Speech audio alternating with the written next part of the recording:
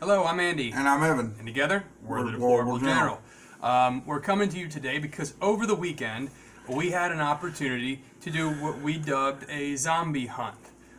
We teamed up with a couple of different companies to host a shoot where Evan and I, and a friend of ours, Eric, who you'll see in the video, we got to get together and shoot at a bunch of zombie targets.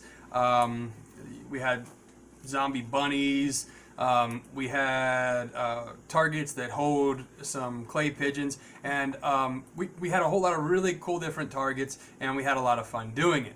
So this is kind of our Halloween special episode, and we wanted to give you kind of an after-action report. We're going to talk about how it went, what we did, some things we would do different next time, the weapons that we use, the targets that we shot at, and we're going to try to do it all in about 15 minutes because we need to condense the actual video itself and our talking down to a half-hour segment, so that way we can bring this live to you on Halloween night if you're watching live on local here in the York, Pennsylvania area. But first, we promised that we would do a giveaway. Okay, Yep. Swag bag giveaway for anybody who's subscribed to our Facebook or YouTube channel. We like, comment, subscribe, and we got a whole bunch of subscriptions on both YouTube and on Facebook, on the Tactful Tactical Facebook page. We really appreciate that. Please, please, please keep sharing our YouTube channel and our Facebook page because we want to grow. If we can get up to 20,000 subscribers, which is a whole heck of a lot more than where we're currently at, then it opens the floodgates for us to be able to get pretty much free anything, including firearms, to be able to review for you guys. Less than 20,000 subscribers on YouTube, a lot of companies won't even bat an eye at us. So we need your help in that. So please subscribe to our YouTube channel if you haven't already, and if you have, please share it across all of your social media platforms, your friends, family, whatever. So we put everything in a hat, we pulled it out, and the name that we came up with is Yoo-Hoo Bear. Uhuru. Uhuru. Uhuru. Uhuru. All right, Scooby-Doo. Sorry. I'm sorry, my southern accent. Uhuru Bear. Uhuru Bear. That's your name on YouTube. We're going to go ahead and reach out to you. We're going to send you an email. You're going to get this swag bag right here. It's got all kinds. It's valued right at about $75, maybe a little bit more, maybe a couple dollars less. But we got patches, we got stickers, we got T-shirts, knives, a catalog. Yep. Got a catalog in here from Les Bear. Yep. We want to thank Les Bear for that. And this is a range bag. This is something that you could throw ammo in for a day and take your range. This is actually useful. This is actually a useful bag. So Uhuru Bear, whoever you are, whatever your real name is, I don't know, and we're not going to announce it over the interwebs here. But we're gonna reach out to you. We're gonna get your contact information, and we will get this out to you this week. So congratulations. Say it again. Uhuru Bear. Uhuru Bear. Again, Scooby-Doo here. Uhuru Bear will reach out to you. Which I know means freedom. Which I know means. So, yeah, we appreciate you subscribing to our channel. And again, people, we really need your help in making this thing grow. So, moving on. The hunt itself. We've been talking about this for like months. And months, guys. We've thrown out ideas, but we never really like planned anything. We never like put anything on paper. And like to talk about something that I would do different next time, I think I would, and this is just the way that my brain works, I would put everything on paper, like how we're gonna do it and what we want to get out of it. Because what happened was we got out there.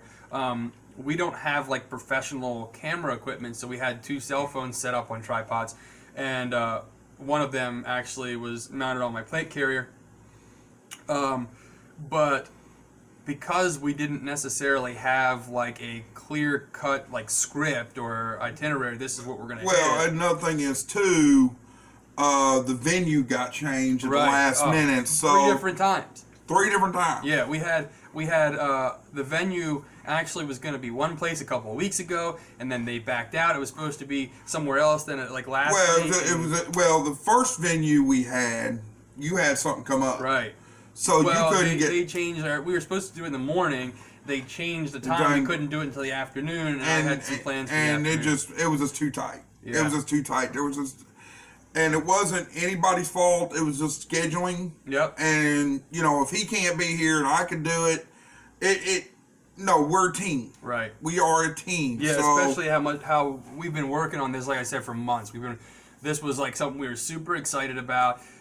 We have been in contact with a dozen different companies to get this thing set up.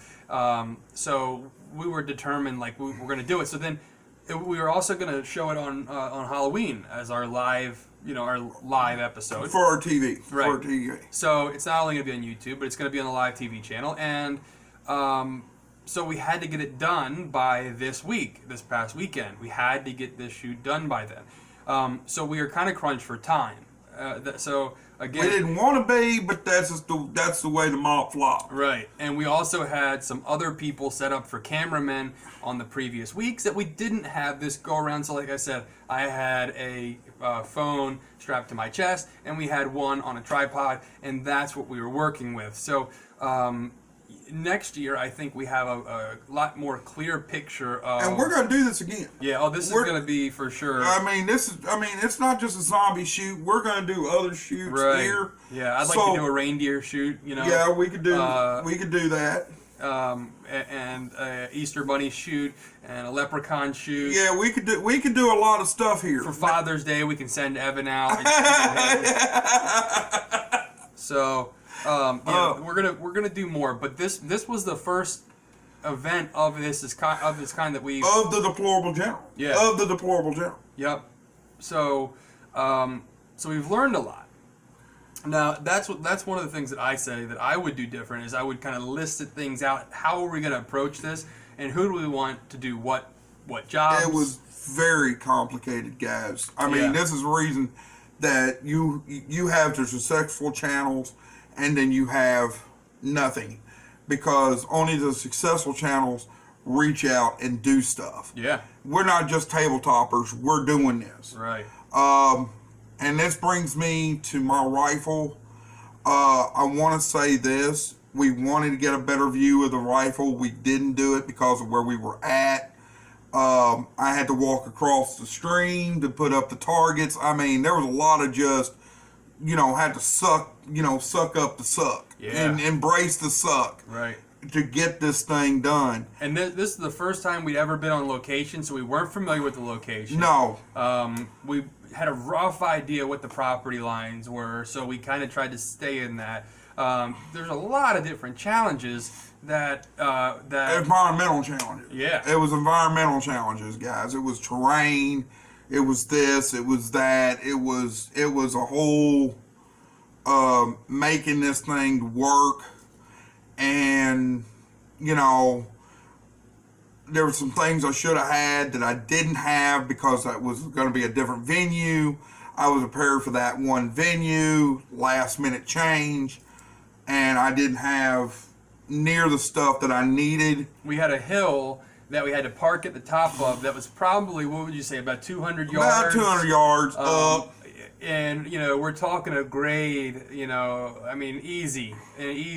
And uneven. Yeah, rocky, muddy. So we had to trek up and down this hill, and we were smart enough to do it in all of our kit. Like 50 pounds worth of kit that we were walking up and down. Why didn't we take it off? I don't know. We just because I took it off at the end there. But I took it off at the end, you but took the a couple trips with it on first. Yeah. Hey, but operators got to operate, right? Yeah, that's right. So there were some challenges. However, we had a lot of fun, first of all. That's, I think, what's most important. We got some decent footage out of it, but bear with us on the footage. Again, this is just like the first of many to come, and as we do more of these things, we'll be able to do better. And again, this is another reason why subscriptions are so important to us, because if the more subscribers we have, we open the doors up for us to be able to make some money off of it. If we make money, like right now, it wouldn't make sense for us to start a Patreon page and ask people to give us money to help support the channel, because we don't have a big enough channel. I mean, we're, and Patreon goes by viewers too. Right. You can't just start a Patreon page and not have the viewers. Yeah, and it wouldn't make sense, because you're looking at like people donating, say, $1 a month, and so in order to be able to raise the amount of money that you need to buy the equipment, we need at least 20,000 viewers. Because in order to get, say, 1,000 Patreon subscribers, patrons, you need about 20,000 plus subscribers on YouTube, and that's to get about 1,000.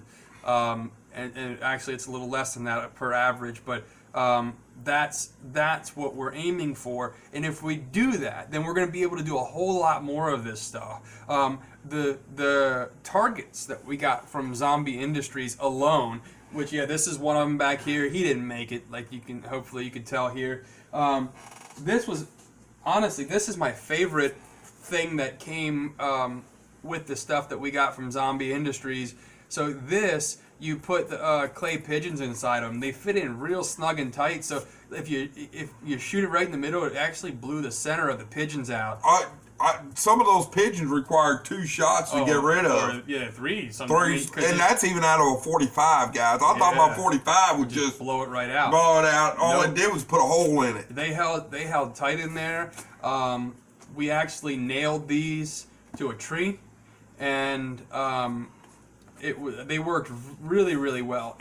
We were very impressed. Yeah, if you're looking for a zombie something or other than just your standard paper targets, which Zombie Industries does have paper targets as well, but honestly, this right here, for training purposes, guys, for a couple of instructors here, this is awesome. Yeah, because all we had to do is, this is still usable. Yep, we could throw pigeons right back in it. And pigeons are cheap. Yep. Yeah. Pigeons are cheaper than this target. A pack of, I think, 90 pigeons for $6. Yeah. And when you order these, they come. I think it comes with 5 of them per order. I think. So anyway, this is definitely. I don't know what the price is offhand that this was, but this is something that I would definitely recommend that you pick up if you're into shooting. Again, it's clear where you hit. You don't have any kind of tape or anything that you're covering targets back up with. I absolutely love this thing. Now, everything from Zombie Industries I thought was relatively well priced, but even with everything we got, we spent right around $300 on targets. Zombie Industries did not give us anything to advertise for them. We bought this, but it was a pack deal. It was a package deal, and we ordered. One of this guy, the other one that we ordered, we don't have here at this location, but it was like a Bin Laden bleeding target. And now, here's what I'm going to tell you, folks. This is my personal opinion. Great company, great products. I personally would not spend the extra money on the bleeding target down the road. I think it was like $20 or $30 more for the bleeding target. Now, why? Because this works very well, okay? This would actually work better than the bleeding one. You can see all your shots in it, okay? This works really well. And the way that it bleeds is it's got these paintballs in it. Yeah, these cavities in different parts of the target. No, it's all loaded with the whole thing. Yeah. So the whole back of this plastic thing is paintballs that have like red paint. See where my 308s were hit. And when you shoot it, it bursts those paintballs. Hypothetically, it bursts those paintballs and bleed out. Now, I didn't really. In the video, you'll see a scan by of those targets, and if you look at it, there's not like any significant amount of blood on those targets. Okay, so I didn't, if I expected there to be like blood sacs or something that if you shoot it, it would actually ooze out. Well, it did. But not to the degree that I expected. Well, the thing about it is also is we were also using a very heavy load of 308. Yeah, but we shot it with 5.56. Oh, we shot it with shotguns. Yeah, But yeah, and there like I was- said, it wasn't, and like you said, it wasn't bleeding enough. And that's the thing is like, and I'm not trying to be nitpicky or say no, you shouldn't buy it. What I'm saying is next time I don't think I would spend the extra, I don't know exactly what the prices are. I didn't have that ready for you guys. You can go on zombieindustries.com and look at the prices. Personally, I wouldn't spend the extra money on the bleeding target next time just because it didn't give me the effect that I hoped that it would. Now This did better. yeah, and now here's what I would do. With that target, there's still a lot of life in the other bleeding target. Yeah. What we might do is take a little bit of tannerite, throw that in behind it, and do a slow motion shot of that thing blowing up. And that might give us some good special effect of like, the effect of And like I use my gore. rifle for that. I'll use that rifle. And going back to my rifle, guys, we apologize for not getting enough of that gun. There's not enough YouTube videos of that gun being shot. This is the first video of that gun being shot. Yeah. We put 60 rounds to that gun. The only other YouTube video that's of the individual is 1 round. He only shoots it 1 time. So that's coming up. What we're going to do is we're actually going to go to the range, have a whole range day where we're just shooting scoped and long range rifles. And we're not going to put that up on the live show. We're going to throw that up on YouTube, and we're just going to have different clips of us doing some long range shooting. Probably 100, 200 yards, not that long range, but we're going to use scoped rifles and kind of show you the dynamic of a scoped rifle, because if you've never shot a scoped rifle before, it's not just as simple as looking down Guys, and matching the reticle up. With my eyesight, that scope is zeroed in with my eyesight. I mean, Eric zeroed the rifle in, got it on paper. I thought I could take that gun, slap a mag in it, and does what I wanted to do. It didn't. I actually had to adjust the reticle to my eye. So, and that took a lot of rounds. And you also have to know ballistics. You have to know, when does the bullet start to drop. And if you zero it in for 100 yards and you're shooting at 50 yards, you have to know where to hold that. I mean, there's a lot that goes into it. There's a lot that, you guys, I spent a small fortune of ammunition. I shot that rifle more than what most people shoot a 308.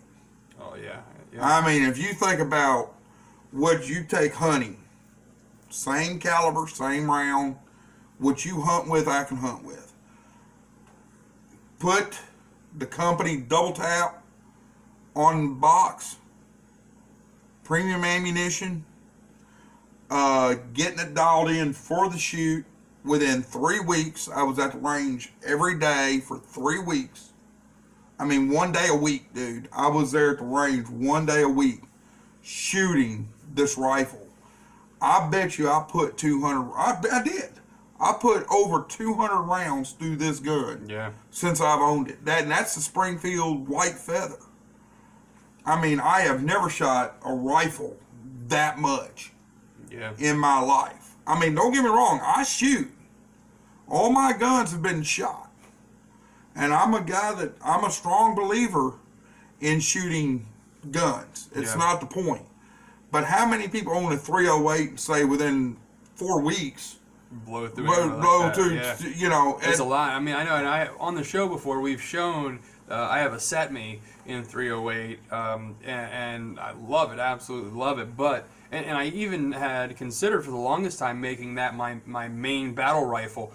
However, looking at the weight of the rifle itself, and then the cost of ammunition, the ability to stockpile ammunition in 308, it's like you need a lot of money. You need a whole lot of money because 308 is it's not cheap.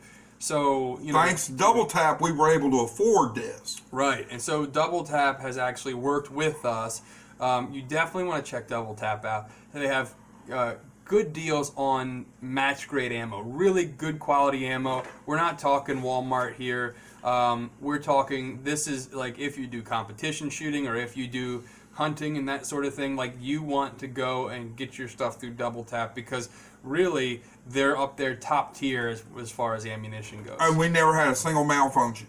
Yeah.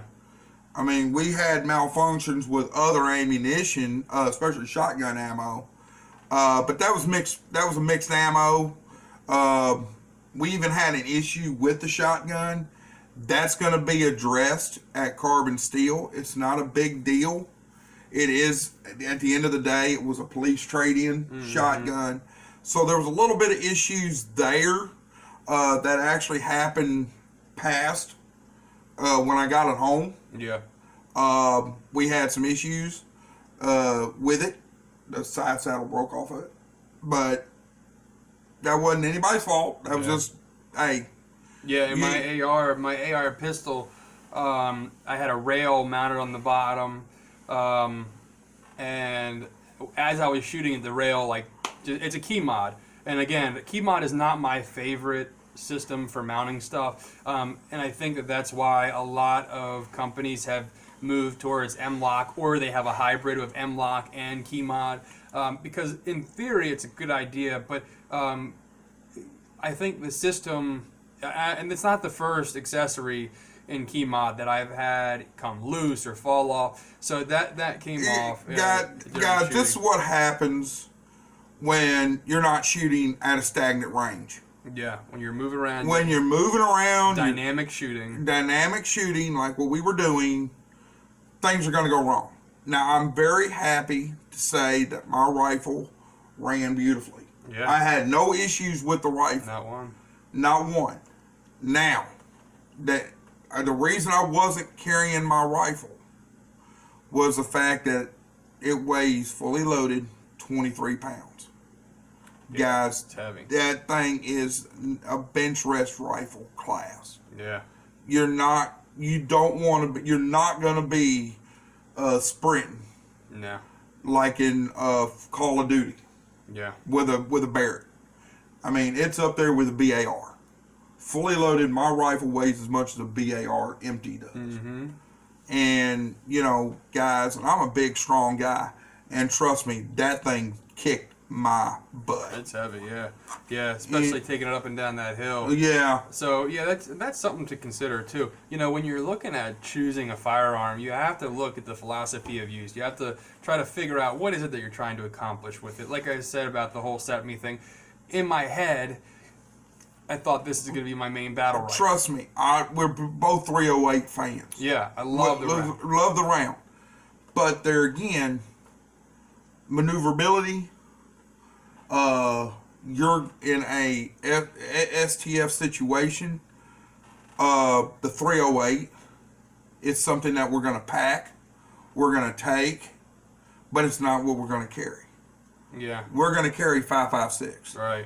We're not going to. I built this pistol build that I had in the video, which I absolutely love and going to do a review video on for you guys because this thing is awesome. It started out as a budget build and it just blew up from there. Not literally, but super happy with it. It functions and it's expensive. flawlessly. And you know, a budget build. It started as a budget build. And then next you know we throw a $350 trigger in it, and we throw an upgraded bulk carrier group in it. I got the triggers, guys. Yeah, I got the triggers. I was able to get the triggers. Triggers were awesome, absolutely awesome. Oh, I want to give a shout out to Mark, M2 Tactical, who builds ARs.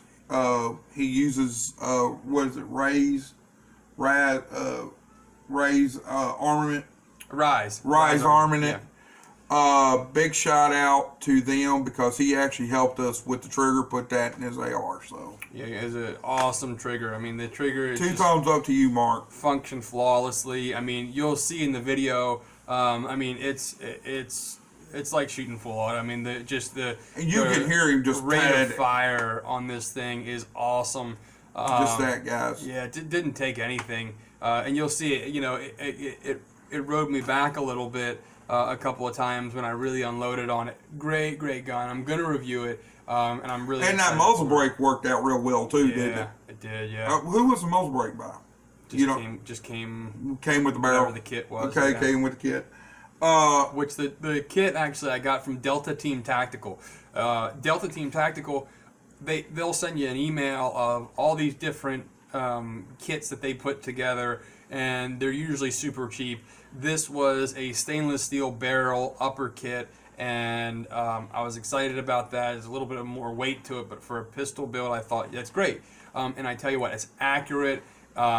No issues. Actually, I had one issue of a failure to load, and that's very well could have been a mag issue or It was an ammunition, because I have a box of miscellaneous ammunition with all kinds of stuff in it and there's some steel case, some brass case, some green tips, you name it, everything's thrown in there, and we just loaded the mags up from that. So we went from shooting, one grain to another, and so it very well could have been the ammunition. It could have been. I think it was more mag. Could have been a mag. Yeah, Yeah, I think it was mag. I was running the Amend 2 magazine when that happened, which is it's a very inexpensive magazine. Worked great otherwise, and I've never had any other issues with it. But that could have been it. It could have been a break-in problem too. The gun functioned flawlessly, and but this is something that I don't care what manufacturer ammunition that we use. Guys, misfires are going to happen. Hang fires are going to happen, especially when you deal with the kind of shooting that we do. Yep. You're going to find that when you go to the range and you shoot the way we shoot, and that's something else I want to do. We got a training video of me shooting a variety of guns. That is actually the way we're going to train our students that can go to trop with me. I can take 2 students to trop. They'll let me do that, and we'll get 2 lanes, and we can train. But the video that I have is the way we're going to train you. Yeah, we got about a dozen different guns, maybe more than that with different calibers. And when we do training, we take you out to the range and we let you shoot through everything from 22 to 357. Different caliber rifles, shotgun. Shotguns. You're going to shoot some shotguns. And we run you through it, so that way you can feel what the difference is between different firearms, different calibers. And what that allows you to do then is be familiarized with it. If you're ever in a situation where you just have to pick something up that it's not yours or whatever, whatever the case may be, maybe it is, and you just that's not exactly how we train. That's not exactly the principle of our training, but that's what we can do. Yeah. It's basically guerrilla warfare training. Yeah, the idea of it is that you have. They say the best way to take a punch. Like if you've never taken a punch before, the first time you take a punch, you're gonna freak out, right? So in order to not freak out, you have to take a punch, right? So when you're like training in martial arts, you actually have to get hit. So when you use these different guns, it gives you the ability to learn the dynamics of those different things. But anyway, we're out of time, guys. We're going to go ahead and play the video for you now. Check it out. Like, comment, subscribe, share, please. Subscribe to our Facebook page, Tactical Tactical. Subscribe to our YouTube channel, Don't Tread, Space on My Liberty. And if you have any suggestions or anything that you'd like to see, feel free to reach out to us. Please, we'll take all suggestions. Yep. We'll take them all. Email address is tactfultactical@usa.com. We'd love to hear from you. And anyway, I'm Andy. And I'm Evan. Deplorable General, over and out.